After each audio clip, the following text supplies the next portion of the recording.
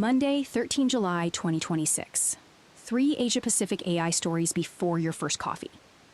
Beijing's rules on anthropomorphic AI take effect 15 July, requiring any system that mimics human appearance, voice, or emotion to carry mandatory disclosure labels and obtain user consent before deployment. The regulations, jointly issued by the Cyberspace Administration of China and 6 other ministries earlier this year, cover digital humans, emotionally responsive chatbots, and AI companions, a category that has exploded across Chinese consumer apps. Separately, Malaysia has set 28 July as the date to formally institutionalize its National AI Office, giving it statutory authority over coordination, funding, and standards across federal agencies. Why it matters? China's anthropomorphic rules land squarely on the booming AI companion and digital avatar sector, where companies like Baidu, ByteDance, and dozens of startups have shipped products to tens of millions of users. Builders operating in or selling into the mainland now need disclosure infrastructure baked into their UX before Tuesday, and compliance teams should expect enforcement actions to follow quickly given the multi-ministry backing. Malaysia's move is worth watching for a different reason. Converting a project office into a statutory body signals budget permanence and regulatory teeth, which changes the calculus for cloud providers and system integrators bidding on public sector AI contracts across Southeast Asia. The second order effect to track is whether Malaysia's institutionalized office accelerates mutual recognition talks with Singapore's IMDA on AI governance frameworks. So Hong Kong is now the default listing venue for Chinese AI companies, with more than 85% of firms that went public in 2026 choosing the city over alternatives, including New York and Shanghai.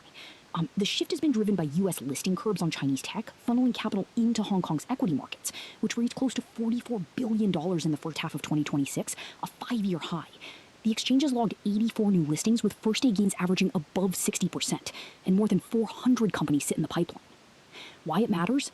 Hong Kong is consolidating its position as the primary capital formation hub for Asia's AI hardware and model layer companies, which changes the calculus for global allocators who previously accessed Chinese AI exposure through U.S. depository receipts.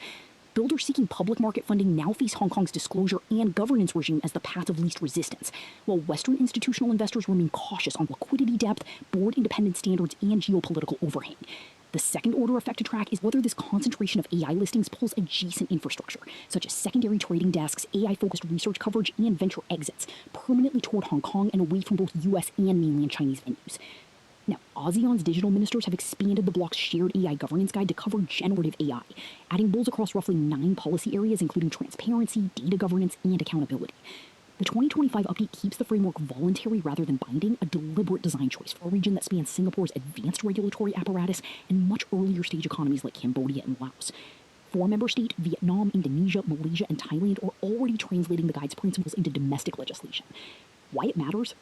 Builders shipping AI products across Southeast Asia now have a single reference framework, instead of guessing at 10 potentially incompatible national regimes. That convergence lowers compliance costs for regional SaaS vendors and multinational teams localizing models for the 700 million person ASEAN market.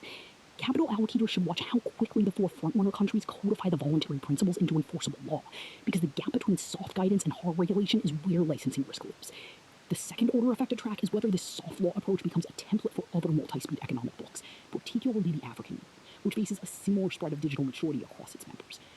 That is your AIinAsia briefing for today. Stay sharp, build well, see you tomorrow.